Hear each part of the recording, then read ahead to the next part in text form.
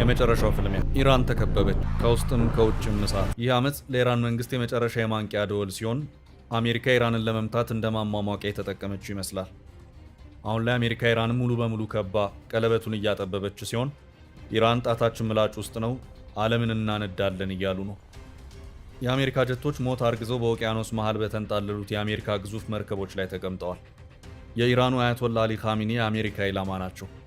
ዋናው ዓላማ በኢራን ያለውን እስላማዊ መንግስት ጥሎ ከተቻለ ንጉሳዊ ስርዓት መመስረት አሊያም ኢራንን ልክ እንደ ሶሪያ፣ የመንና ሊቢያ የትናንሽ ቡድኖች መፋጃ ምድር ማድረግ ነው። ጋርዲያንና ታይም መጋዚንን ጨምሮ ታዋቂ የመረጃ ምንጮች እንዳሉት የፈረንጆቹን አዲስ ዓመት መግባት ተከትሎ በኢራን በተቀሰቀሱ አመጽ የኢራን መንግስት ከ30 ሺህ በላይ ተቃዋሚዎችን መግደሉ እየተነገረ ነው።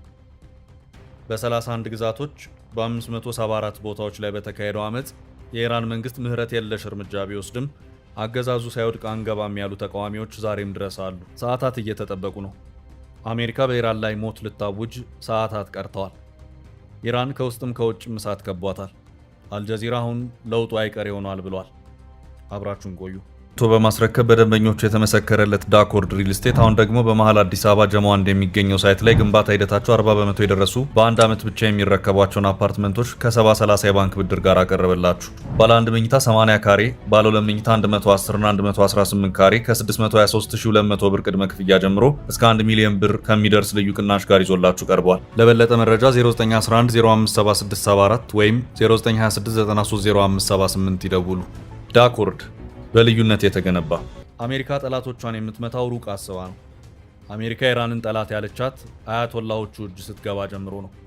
ከዚያን ጊዜ አንስቶ አሜሪካ ብዙ መሪዎችን ቀያይራለች። ኢራን ላይ ያላት አቋም ግን ተቀይሮ አያውቅም። እናም ኢራንን በረጅም ጊዜ ማዕቀብ ስታሽመደምዳት ኑራ አሁን መጨረሻው ላይ ያደረሰች ይመስላል። ከወራት በፊት ኢራንን አከርካሪዋን የመቱት እስራኤልና አሜሪካ አሁን በቀጥታ ለመግባት ጦራቸውን አስጠግተዋል። አስጠጉ እንጂ ወሰዱ አይባልም። ምክንያቱም አሜሪካ ላለፉት 10 ዓመታት ከ40 ሺህ በላይ ሰራዊቷን በኢራን ዙሪያ ስታሰፍር ነው የኖረችው። በኢራን ዙሪያ ያሉ ሀገራት በሙሉ የአሜሪካ የጦር ሰፈር አቅፈው ይዘዋል። እነዚህ የጦር ሰፈሮች ኢላማቸው ኢራን ናት። ከኩዌት እስከ ኤሚሬት፣ ከኳታር እስከ ሳውዲ፣ ከኢራቅ እስከ ሊባኖስ ድረስ የአሜሪካ የጦር ሰፈር ኢራን ላይ አነጣጥሮ ኖሯል። ከወራት በፊት በርካታ የኢራን ሚሳይሎች በአሜሪካና እስራኤል ጥቃት ወድመዋል። በርካታ የኢራን የጦር ጀነራሎችና ባለስልጣናት ተገድለዋል። አሁን በኢራን አመጽ ከተቀሰቀሰ በኋላ አሜሪካ በቀጥታ ኢራንን ለመምታት ተዘጋጅታ ጦሯ እየከበበ ነው። በ48 ሰዓታት ውስጥም አሜሪካ ጀቶች ኢራንን ማጥቃት ሊጀምሩ ይችላሉ ተብሏል። ትራምፕ በቅርቡ ኢራን ላይ ታምር ይታያል ያሉ ሲሆን ኢራን አሁንም ለአሜሪካ እጅ እንድትሰጥ የመጨረሻ ያሉትን እድል ሰጥተዋል።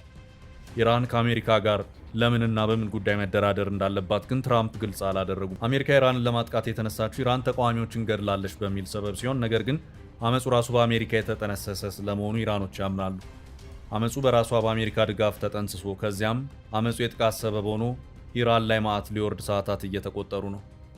አሜሪካ በኢራን የምትፈልገው የስርዓት ለውጥ ሲሆን ድርድሩ ሊደረግ የሚችለውም አያቶላ አሊ ኮሚኒ እጅ እንዲሰጡ ወይም ደግሞ ስልጣን እንዲያስረክቡ ነው። ነገር ግን የኢራን ጦር እስከ መጨረሻዋ ጠብታ ድረስ ከአሜሪካ ጋር እንደሚዋጋ አስታውቋል። ኢራን አመጹ ሙሉ ለሙሉ አልቆመም። በዚህ አመጽ ከ30 ሺህ በላይ ሰዎች ተገድለዋል እየተባለ ነው። የኢራን መንግስት ያመነው 6100 የሚሆኑትን ብቻ ነው።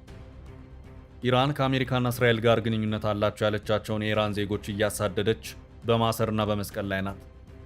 አሜሪካ ይህ እንዲቆም እያስጠነቀቀች ነው። አሜሪካ ጦሯን እያስጠጋች ነው። ኢራንም ጣታችን ቀለበቱ ላይ ነው ብላለች። እንግዲህ ምን እንደሚፈጠር ለማየት ከ48 ሰዓታት በታች መጠበቅ ግድ ይላል። ትራምፕ ቬኔዙዌላን ኩምትር ካደረጉ በኋላ ቀጣይ ኢራን ናት ብለው ነበር። እንዳሉትም አሁን እሳታቸውን አስጠግተዋል። ኢራን እጅ አልሰጥም ያለች ሲሆን አያቶላ አሊ ኮሚኒ ሞትን እስከ መጎንጨት የጨከነ ውሳኔ ሊያሳልፉ ይችላሉ። ትራምፕ ኢላማቸው ስርዓቱ ላይና የስርዓቱ ቁንጮ በሆኑት አያቶላ አሊ ኮሚኒ ላይ ነው። ትራምፕ አያደርጉትም የተባለውን አድርገው አሳይተዋልና ኢራን ላይ ቦምብ ማዝነባቸው ግልጽ ሆኗል። ትራምፕ ብዙዎች እንደሚሉት ለተቃዋሚዎቻቸው የውጭ ሆኖ የሀገር ውስጥ ምህረት የለሽ፣ ለህግና ስርዓት ደንታ ቢስ፣ ለዲፕሎማሲ ቦታ የማይሰጡ፣ ለአፋቸው ለከት፣ ለእርምጃቸው ወዳጅ ከጠላት የማይለዩ ደምሳሽ ናቸው። ኢራን ውስጥ ያመጹ እያስጨነቃት ባለበት በዚህ ሰዓት አሜሪካን ምት ተቋቁማ ትቀጥላለች ተብሎ አይታሰብም። አልጀዚራን ጨምሮ በርካታ የመካከለኛው ምስራቅ መገናኛ ብዙሃን ይህ የኢራን ግጭት አሁን የመጨረሻው ሊሆን እንደሚችልና በኢራን የስርዓት ለውጥ ሊካሄድ እንደሚችል እየዘገቡ ነው። ኢራን በኢኮኖሚ እጅግ በጣም ተጎድታለች። አመጽ ያስነሳውም ይህ ነው። ባለፈው ከእስራኤል ጋር ባደረገችው ጦርነት ኢራን አላገገመችው። ኢራን በአሜሪካ ድጋፍ በሳምንቱ የተኮሰችውን መሳሪያ መልሳ ታጥቃለች። ኤሚሬትስ ከአሜሪካ ጋር የጠበቀ ወታደራዊና ፖለቲካዊ ቁርኝት ያላት ሲሆን እንደ አውሮፓውያን አቆጣጠር በ2020 በአሜሪካ አሸማጋይነት ከእስራኤል ጋር ግንኙነት ለመፍጠር ስምምነት መፈራረሟ ይታወሳል።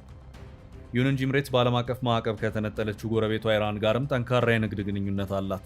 ምንም እንኳን በቀጠናው ፖለቲካ ሁለቱ ሀገራት በተቃራኒ ጎራ ቢሰለፉም አቡዳቢ ግዛቷ የጦርነት ቀጠና እንዲሆን እንደማትፈልግ በዚህ መግለጫው አመላክታለች። በጥንታዊ ስሟ ፋርስ፣ በዛሬዋ ኢራን ከዓለማችን ቀደምት ጥቂት ሀገራት መካከል ትጠቀሳለች።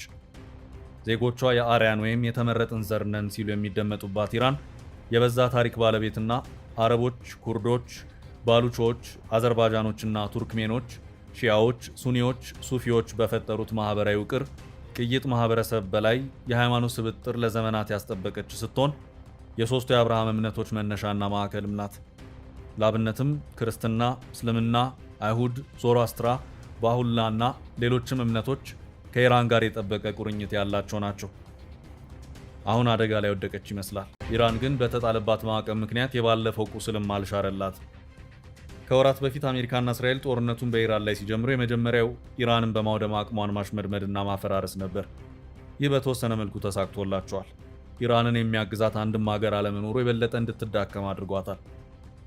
ሁለተኛው የኢራን መሪዎችን በማስወገድ የመንግስት ለውጥ ወይም ሬጂም ቼንጅ ለማድረግ መዘጋጀት ነበር። ይህም ባሰቡት መልኩ ሄዶ አሁን የቀጥታ እርምጃ ላይ ደርሷል። አሁን አሜሪካና እስራኤል የሚፈልጉት ኢራን ውስጥ አዲስ ወዳጅ የሆነ ስርዓት እንዲመጣ ማድረግ አሊያም ኢራን ፈራርሳ የተዳከመች ሀገር ማድረግ ነው። ሶስተኛው ደግሞ የኢራንን የኒውክሌርና ሚሳኤል አቅሞች በማውደም ኢራንን ሊባኖስ ማስመሰል ነበር። ኔታንያሁና የጦር መሪዎቹ ቃል በቃል ያሉት ኢራንን ሊባኖስ እናደርጋታለን ብለው ነበር። ብዙ ውድመት አድርሰዋል። በተለይ ኢራንን ሳይንቲስቶቿን እንድታጣ አድርገዋታል። ጀነራሎቿን ገድለዋል። በቢሊዮን ዶላር የሚቆጠር ንብረት ኢራን በቀደመው ጦርነት አጥታለች።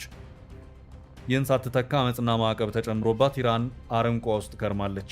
አሁን ደግሞ አሜሪካ ጥቃት ልትፈጽም እየተዘጋጀች ኢራንን በእሳት ቀለበት ውስጥ አስገብታ እያጠበበች ትገኛለች። ቴህራን ጭንቀት ላይ ናት። አመፁ አሁንም ሙሉ ለሙሉ አልቆመም። አሜሪካን የሚጣሩት ሰልፈኞች ድምጻቸው ይሰማል። በዋናነት ለ14 ቀናት የተደረገው አመፅ አሁን ላይ ኢንተርኔት በመጥፋቱ ምክንያት ቢቀዛቀዝም ሰልፈኞቹ ተገድለዋል በሚል አሜሪካ ለጥቃት እየተጠጋች ትገኛለች። የመብት ተሟጋቾች ኢራን ውስጥ ከ6000 በላይ ተቃዋሚዎች በመንግስት የጸጥታ ኃይሎች መገደላቸውን አረጋግጠናል ብለዋል። እነዚህ ተቋማት ያረጋግጡት እንጂ በኢራን ከ33000 በላይ ዜጎች በጅምላ ሳይገደሉ እንደቀሩ ተነግሯል። 26852 ሰዎች ደግሞ መታሰራቸውን አስታውቋል። የተባበሩት መንግስታት ድርጅት የሰብአዊ መብቶች ኮሚሽን በበኩሉ ዛሬ ባወጣው መግለጫ በሺዎች የሚቆጠሩ ሰላማዊ ሰልፈኞች መገደላቸውን አስታውቆ ድርጊቱን ጭካኔ የተሞላበት ጭቆና ብሎታል። የኢራን ባለስልጣናትም ከዚህ ድርጊታቸው እንዲታቀቡ የሰብአዊ መብቶች ከፍተኛ ኮሚሽነሩ ፎከር ቱርክ አሳስበዋል። ይህ ሁሉ ቅንጅት አሜሪካ በኢራን ላይ ለምትወስደው እርምጃ ፍቃድ የሚሰጥ ነው። ትራምፕ ይህን የሚያደርጉት ለአሜሪካ ብለው እንደሆነ ሲናገሩ አይሸሽጉም። ትራምፕ ገና ሲመጡ የአሜሪካ ወርቃማ ዘመን አሁን ተጀመረ ብለው ነበር። እሳቸው ስልጣን ሲይዙ ከዚህ ቀን ጀምሮ አሜሪካ ትጎመራለች፣ በመላው ዓለም ዳግም ትከበራለች፣ ሁሉም መንግስት የሚቀኑብን እንሆናለን፣ ከእንግዲህ ሌሎች የሚጠቀሙብን አንሆንም፣ በትራምፕ መስተዳደር ወቅት በእያንዳንዱ ቀን አሜሪካ ትቅደምን ገቢር አደርጋለሁ ብለው ነበር። ዓላማችንን ለማቆም የሚመኙ ወገኖች ነፃነቴን ለመግፈፍ ይሞክራሉ ይላሉ። ትራምፕ በዚህ ምክንያት ከኢራን እስከ ዲሞክራቶችና ጽንፈኞች ድረስ ሊገድሏቸው እንደሚፈልጉ ይናገራሉ። በእርግጥም ይላሉ ትራምፕ፣ በእርግጥም ሕይወቴን ለመቅጠፍ ሞክረዋል። ከጥቂት ወራት በፊት በጣም ቆንጆዋ ፔንሲልቫኒያ ውስጥ ነፍሰ ገዳይ የተኮሳት ጥይት ጆሮዬን ቀንጥባ አልፋለች። ሕይወት የተረፈው በምክንያት እንደሆነ ያኔ ተሰምቶኝ ነበር። አሁን ደግሞ አምኛለሁ። ፈጣሪ ሕይወቴን ያዳነው አሜሪካን ዳግም ታላቅ ለማድረግ ነው። እናም ይላሉ ትራምፕ፣ ለአሜሪካ ታላቅነት ኢራን እጅ መስጠት አለባት። እንደተባለውም እጅ መስጠቱ አይቀር ይመስላል። የባህር ላይ ተዋጊ መርከቦችን ያስከተለው ግዙፍ የአሜሪካ ተዋጊ አውሮፕላኖች ጫኝ የጦር መርከብ ወደ ኢራን ተቃርቧል። ፕሬዚዳንት ዶናልድ ትራምፕ በቀጠና ያላቸውን ወታደራዊ ኃይል ከመጠናከሩ ባሻገር ኢራን ላይ እርምጃ ሊወስዱ ተዘጋጅተው ጨርሰዋል። ተዋጊ አውሮፕላኖችን የጫነው መርከብ ዩኤስኤስ አብርሃም ሊንከን እንዲሁም ሌሎች የሚሳኤል መሳሪያዎች ወደ መካከለኛው ምስራቅ ያቀኑት በአሜሪካ መከላከያ ማዕከላዊ እዝ ትዕዛዝ መሆኑ ነው። ባለፈው ሳምንት የአሜሪካ የጦር መሳሪያ ወደ ኢራን አቅራቢያ እንደሚላክ ሲገልጹ አንጠቀምበትም ብዬ ተስፋ አደርጋለሁ ብለው ነበር። አሁንም ለድርድር ዝግጁ መሆናቸውን ተናግረዋል። ድርድሩን ግን በግልጽ አይናገሩ። በኢራንና በአሜሪካ መካከል ያለው ውጥረት ከመባባሱ ጋር በተያያዘ የጦር መሳሪያዎቹ ከዚህ ወር መጀመሪያ አንስቶ ከእስያ ወደ መካከለኛው ምስራቅ ማቅናት ጀምረዋል። ከጦር መርከብ በተጨማሪ አሜሪካ ተዋጊ ጀቶችንም ወደ መካከለኛው ምስራቅ ማስጠጋቷን ፔንታጎን አረጋግጧል። አሜሪካ ከተለያየ አቅጣጫ ኢራንን ልታጠቃ ትችላለች የተባለ ሲሆን ጎረቤት ሀገራት ኢራንን ምላሽ በመስጋት ለአሜሪካ እንተባበርም እያሉ ይገኛሉ። ኢምሬትስ አንደኛዋ ናት። የሀገሪቱ የውጭ ጉዳይ ሚኒስቴር ባወጣው መግለጫ እንዳረጋገጠው ኢምሬትስ የምድር፣ የአየር ወይም የውሃ ክልሏ ኢራንን ለመምታት በሚደረግ ወታደራዊ ዘመቻ እንዲውል አትፈቅድም። በተጨማሪም ለእንዲህ አይነቱ ጥቃት ምንም አይነት የሎጂስቲክስ ድጋፍ እንደማታደርግ አቋሟን ግልጽ አድርጋለች።